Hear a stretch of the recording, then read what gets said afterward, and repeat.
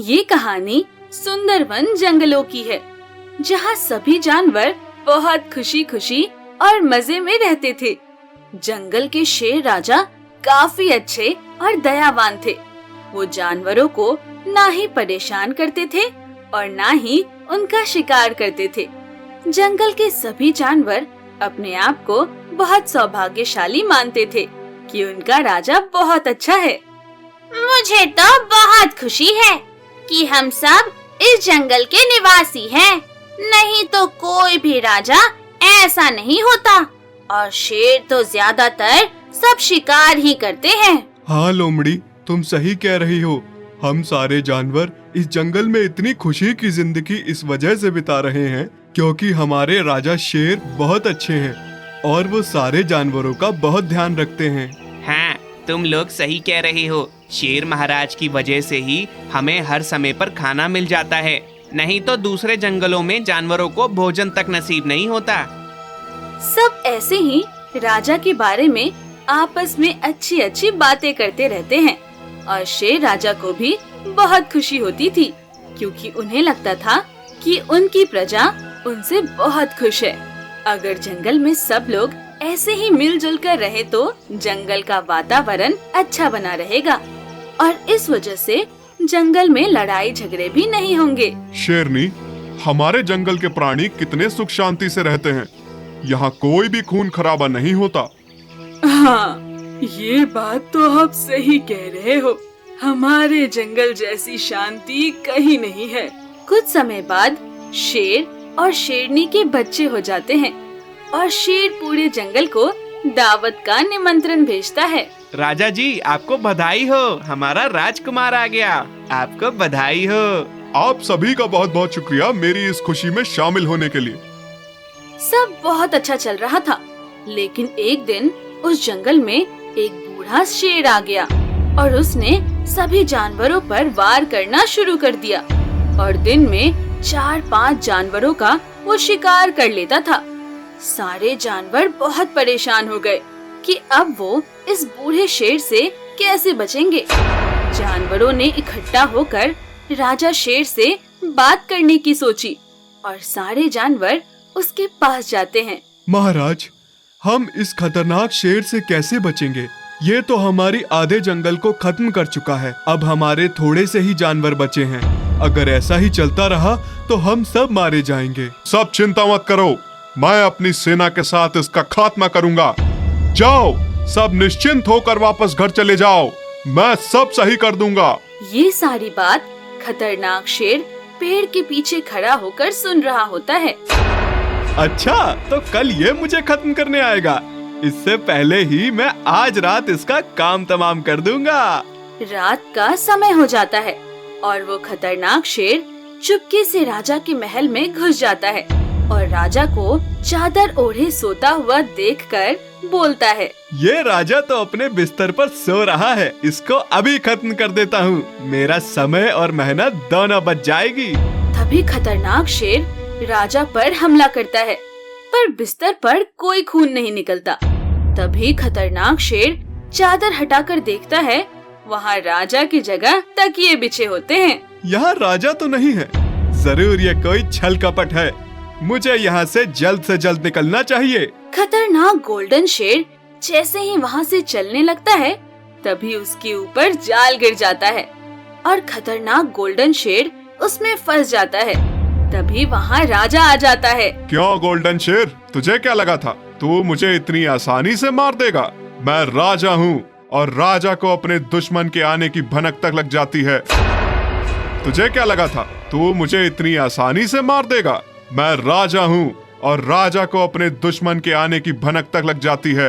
खतरनाक गोल्डन शेर जाल में झटपटाता हुआ कहता है, शेर राजा, आपको कोई गलतफहमी हुई है।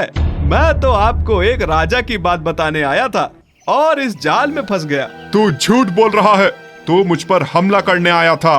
नहीं महाराज, वो पड़ोसी जंगल के राजा अपनी सेना के साथ आपके जंगल आ रहे हैं और साथ ही मैंने आपके कुछ सिपाहियों को उनके साथ बात करते हुए देखा है। अगर आप मुझे इस जाल से निकाल दें तो मैं आपके गद्दारों का पता बता दूंगा। ठीक है, मैं तुम्हें आजाद करता हूँ, राजा गोल्डन शेर को आजाद कर देता है। महाराज, आप आगे चले, मैं आपके पीछे पीछे चलता हूँ, क्योंकि राजा को तो आगे ही चलना चाहिए। राजा गोल्डन शेर की बातों में आ जाता है और जैसे ही वो आगे चलता है तभी गोल्डन शेर राजा की पीठ पीछे हमला कर देता है और उसे मार देता है। सुबह शेरनी राजा के पास जाती है। अरे, राजा को क्या हो गया? इनके शरीर से इतना खून क्यों बह रहा है? फिर ये बात सबको पता चल जाती है कि अब राजा शेर नहीं रहे। सब जानवर बहुत दुखी होते हैं। अब हमारे राजा तो रहे नहीं, फिर हमें उस खतरनाक शेर से कौन बचाएगा? सब जानवर शेर से लड़ने की योजना बनाते हैं, पर शेरनी को अपने बच्चे का भी डर था, क्योंकि खतरनाक शेर जानवरों को तो मार ही रहा था, लेकिन अब वो शेर की जगह भी लेना चाहता था। अब तो मैं इस जंगल के किसी भी जानवर को नहीं छोड़ूंगा। अब तो मैं जंगल पर राज करूंगा। शेर को तो मैंने मार दिया, अब बस उसका बच्चा बचा है। उसे भी मारकर मैं इस जंगल का राजा बनूंगा। फिर मैं सबको अपना गुलाम बना लूंगा। वहीं दूसरी ओर सारे जानवर मिलकर योजना में लगे हुए थे, क्योंकि उन्हें पता था अब तो महाराजा शेर भी नहीं बचे, तो उन्हें ही कुछ ना कुछ करना पड़ेगा, जिससे उन्हें खतरनाक शेर से छुटकारा मिल सके। मुझे ऐसा लगता है कि सिर्फ चतुर खरगोश ही हमें इस परेशानी से बचा सकता है, क्योंकि उसका दिमाग बहुत ही तेज चलता है। गिलहरी जाकर चतुर खरगोश को बुला कर लाती है। क्या आप सब ने मुझे याद किया? हाँ खरगोश, हमें तुम्हारी मदद की जरूरत है। हाँ, मैं जानता हूँ। वो खतरनाक बूढ़ा शेर इस जंगल के सभी जानवरों को परेशान कर रहा है। हाँ, हम सबको मिलकर इसका कुछ समाधान तो ढूंढना ही होगा। ठीक है, मेरे पास एक प्लान है। सारे जानवर चतुर खरगोश की बातों को ध्यान से सुन रहे होते हैं। मैं जानता हूँ कि शेर से बल में नहीं जीत सकते, लेकिन बुद्धि में जरूर उससे जीता जा सकता है। मैं शेर को अपनी मीठी मीठी बातों में फंसा कर रखूंगा और उसे ऐसा एहसास दिलाऊंगा कि वो मेरा शिकार करे। फिर आप सब उसके पीछे से आकर उसके ऊपर जाल फेंक देना और फिर हम सब मिलकर उसे पकड़ लेंगे और उसकी जमकर पिटाई करेंगे और अपने जंगल से बाहर निकाल देंगे। अरे वाह चतुर खरगोश, ये तो बहुत ही अच्छा आइडिया है और इससे तो हम सब में किसी की जान भी नहीं खतरे में होगी। चलो अब सब मिलकर काम पर लग जाते हैं।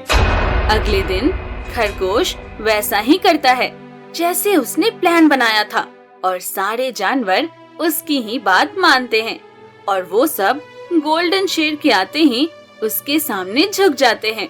गोल्डन शेर, आज से आप ही हमारे राजा हो। आप बहुत ही शक्तिशाली हो और आप ही हो जो हमारा राजा बन सकता है। पर महाराज, मैंने सुना है कि हमारे जंगल में एक जादुई बरगद का पेड़ है जो आपकी शक्ति दुगनी कर सकता है। गोल्डन शेर अपनी तारीफ सुनकर बहुत खुश होता है और चतुर खरगोश की बातों में आकर उसके साथ बरगद के पेड़ के पास जाता है।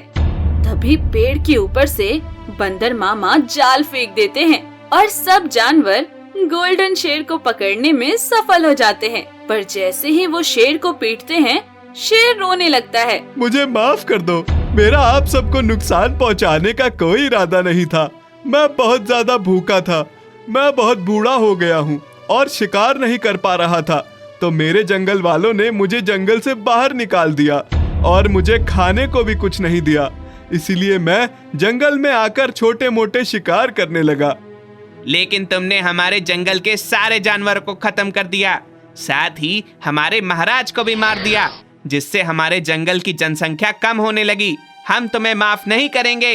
अब हम तुम्हें दूसरे जंगल में छोड़ के आएंगे और तुम वहीं रहना। ठीक है, मुझे तुम सबकी हर बात मंजूर है, बस मुझे मारना मत। फिर सभी जानवर मिलकर खतरनाक शेर को दूसरे जंगल में छोड़ आते हैं और खरगोश और शेर की जंग में खरगोश जीत जाता है, वो भी अपनी बुद्धि से।